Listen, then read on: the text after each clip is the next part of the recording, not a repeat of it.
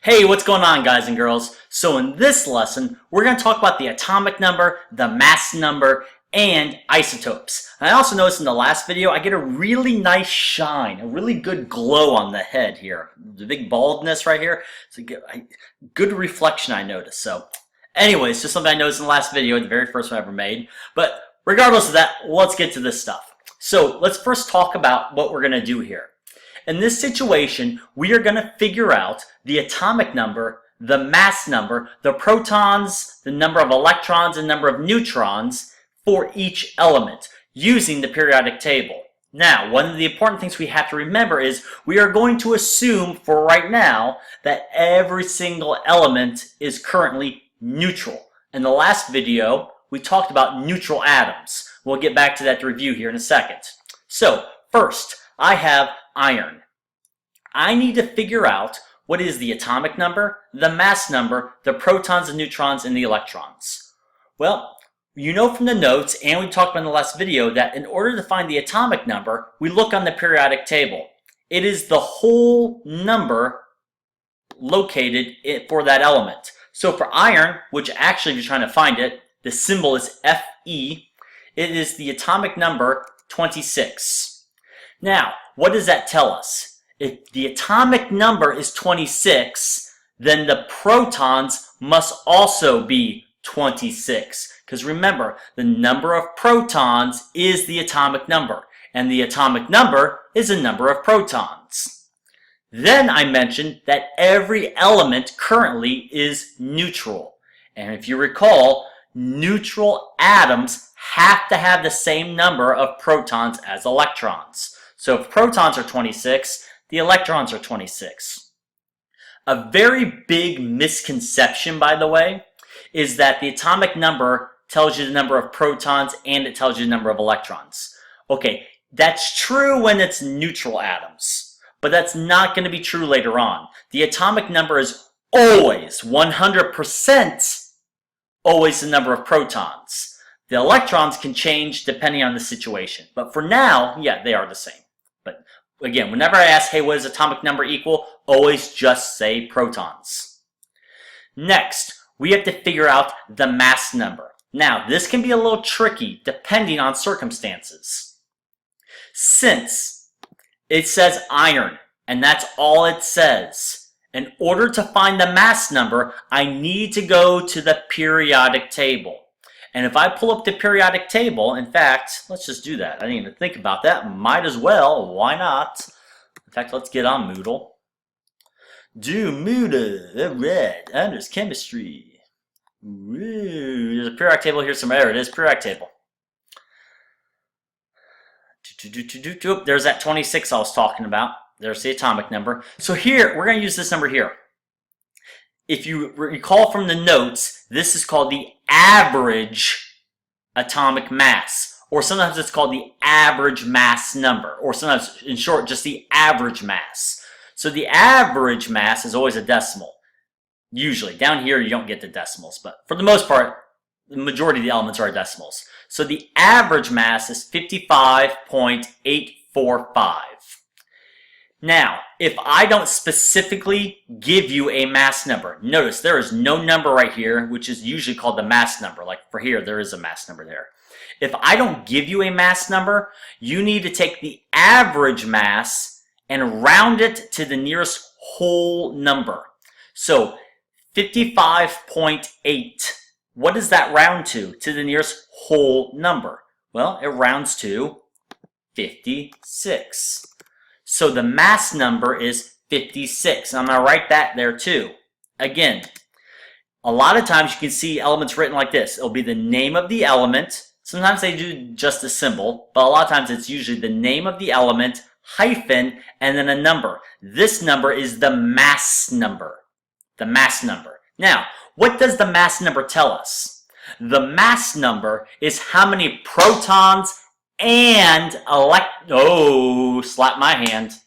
It's how many protons and neutrons there are in the nucleus. I'll repeat that. The mass number equals protons plus neutrons. Mass number equals proton number well, I shouldn't say proton number, number of protons plus the number of neutrons. So, here's where we kind of have a problem. We know the number of protons. We know the mass number, but we don't know how many neutrons there are. So here's how it's saying. We know that 26 plus something has to equal 56. 26 plus something equals 56. So the mass number is 56. That equals 26 plus however many neutrons there are. So basic algebra, man. How do you get those neutrons by themselves? Easy. Subtract 26 from both sides. So when I subtract 26 from both sides, 56 minus 26, I don't like how that worked. I'm going to write it like this. Oh no, there we go. Minus 26 equals 30. So there are 30 neutrons for this particular atom. There are 30. So a very, very, very, very, very important equation to know is the following. If you want to find neutrons, if you're looking for the number of neutrons, why did I write this? Simply do this. Do mass number minus atomic number. Or if you really wanted to, you could have said mass number, let's do it like that. You could have said mass number minus the number of protons. It doesn't really matter. I didn't make a big minus sign, whatever. But the point is, the mass number minus the protons, or mass number minus the atomic number, will always give you the number of neutrons. So again, if you don't know neutrons, but you know mass number and you know the atomic number, you can easily find the neutrons. Okay, let's go to the next example. Bromine 85. Okay, now, common mistake, people say, oh, 85 is the atomic number. No, no, no, no. This is the mass number. The number that's anytime that's written next to this element like this, written in this notation, this is the mass number. So if I want to, I can actually put the mass number here, 85. To find the atomic number, we need to go to the periodic table. So let's find bromine. There it is. The atomic number is 35. The atomic number is 35. There we go, 35. Now, be careful. Notice I said the mass number is 85. But if you look at the periodic table, that says 79.9. Well, you'd be like, well, shouldn't that be 80 then? Shouldn't the mass number be 80? Okay, you make a good point. But this is very important. I'm going to stare right at you. Whenever I give you a mass number, you must use the one I give you. Again, whenever I give you a mass number, you must use the one I give you. Very good. Now, if I don't give you a mass number, like in iron, then you go to the periodic table and round the average mass. Okay. Now that I have these two pieces of information, the rest is easy. Protons. Well, the atomic number is 35. Protons are 35. I'm going to skip neutrons for now. Electrons. Since the atom's neutral, if I have 35 protons, I got to have 35 electrons. To find the neutrons, mass number minus atomic number. So 85 minus 35 equals 50. So there are 50 neutrons. Let's go to the next one. Another different notation. Zn, which is zinc, and then you have a 65 up here and a 30 down here. This 65 is the mass number. This is the mass number. And I give it to you, so you have to use the one I give you. This 30 is the atomic number, and I can't make that number up. Okay, zinc has to have the atomic number 30, because remember in the first video, protons determine what element you are. So if the atomic number is 30, it's got to have 30 protons, and that's zinc. So for this, the atomic number is 30, the mass number is 65, and the rest are easy. Atomic number is 30, therefore, there we go. Atomic number is 30, therefore protons are 30. Find neutrons, I'll do 65, mass number, minus the atomic number 30. 65 minus 30 is 35. Since the protons are 30 and it's a neutral atom, then the electrons are also 30. In the final example, I have bromine, but notice I didn't give us a mass number, but I did give us neutrons, and I'll talk about why here in a second. So let's do this. Bromine, we know the atomic number of that is 35. Okay, for the mass number, you're probably going, hey, I'm going to go to the periodic table and just round that number. Be careful. A lot of times, yes, that is what you do. But notice what I've done here. I've already given you the number of neutrons. I've already given you the number of neutrons. And remember, what is mass number? It is how many protons plus neutrons there are. Now, we already know the atomic number is 35. Therefore, we know there are 35 protons. Can we find the mass number? Yes.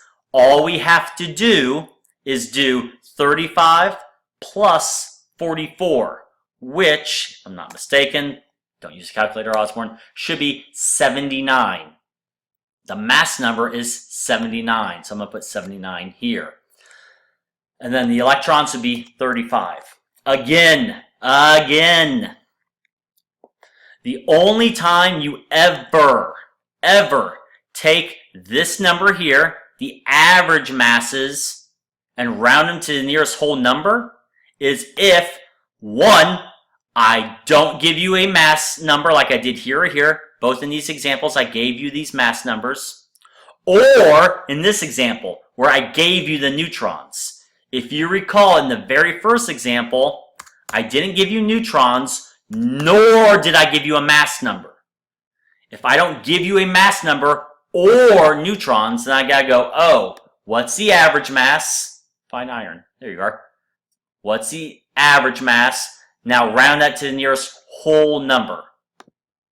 So, 55.85 or 55.845, that rounds to 56. 56 minus 26, that's 30. And there you go. Now notice, look at these. Bromine and bromine. They have different masses. No, the atomic numbers are the exact same. The protons are the exact same. The electrons are the exact same. But the neutrons are different, which means the mass numbers are different. There's a special name for that. Those are called isotopes. Isotopes. Which I can go to this here now. Isotopes are elements with the same number of protons, which means they got to be the exact same element. Because remember, if you have the same protons, you're the same element. So it's elements with the same number of protons, but different number of neutrons, aka different mass numbers. So for example, carbon 12, carbon 14. Both of them are carbon, but one has a mass number of 12, one has a mass number of 14. Now, they both have 6 protons because they're both carbon. And they both have the atomic number 6, which you can see here, atomic number 6. The bottom number is always the atomic number. Here's another way I wrote it, there. Okay, but if you look, the neutrons are different. This one has 6 neutrons, carbon 12 has 6 neutrons. How did I get that? 12 the mass number, 12 the mass number, minus 6 the atomic number. 12 minus 6 is 6. Carbon 14 has 8 neutrons. Again, mass number, which I got here, minus the atomic number. Mass number minus atomic. 14 minus 6 is 8. So these are isotopes. Same element. They have to be the exact same element, which means the protons have to be exactly the same. But their neutrons will be different. So look for elements that have the same bottom numbers, because those are the atomic numbers, but different top numbers. Those are isotopes. And just to show you this visual, begin. I'm going to pick, I don't know, let's just go with, no, I'm tired of carbon. Let's go boron. So notice, it's boron. Here's the atomic number down here. But watch, when I change the neutrons, the only thing that's changing is the mass number, this top number. That's the only thing that's changing. So right now there are 5 protons and there are 6 neutrons, which is why there's 11. 5 plus 6 is 11. If I add 1 more neutron and make 7 neutrons, the mass number will be 12. Now you're probably, some of you are going, why is it changing from red to black? Why is that letter B going from red to black? You don't really need to know that. Basically what this system does is the black B is the most common type of boron, the boron 11. All the other ones, all the other isotopes, way to use that vocabulary word, Mr. Osborne. All the other isotopes are much rarer, which is why it's in red, because they're more rare. I don't think that's really a word, more rare. Something's either rare or not rare, but I digress. But there you go. So neutrons don't change the element, they just create different versions of the element. I like to think of neutrons like either muscle or fat. So you're going to be you. You are you. But you're either going to be a skinny you, which means very little neutrons, very little muscle or fat, or you're going to be a big you. You're still you, but you have lots of muscle or fat. But you're still boron. Okay? I'm still Mr. O, I'm still Mr. Osborne, but I'm either going to be super big or super small. And, you know, whatever. I got to start lifting weights. Or just start running. One of the two. I don't know. So there you go. That is isotopes. Very important. Very important. So there you go. Our quick understanding of atomic number, mass number, and isotopes. So watch the other videos and get a better idea on how to do this.